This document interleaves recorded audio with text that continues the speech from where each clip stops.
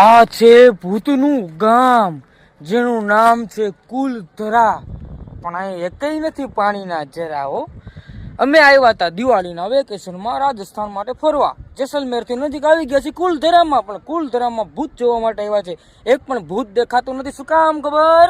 ભૂત ગયું છે એના મામાના ઘરે, એના ફઈના ઘરે, એના કાકાના ઘરે.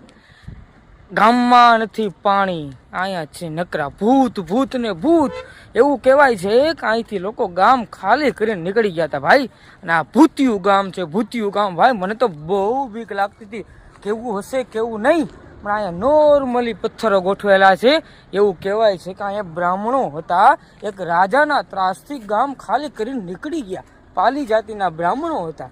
અને આ ગામ આમાં એવું અત્યારે એવું છે કે રાજસ્થાનના ભૂત વયા ગયા છે બહાર, અને ગુજરાતનો ભૂત આવી ગયો છે અહીં ભૂત જોવા માટે. કુલધરામાં એક પણ ભૂત દેખાતું નથી.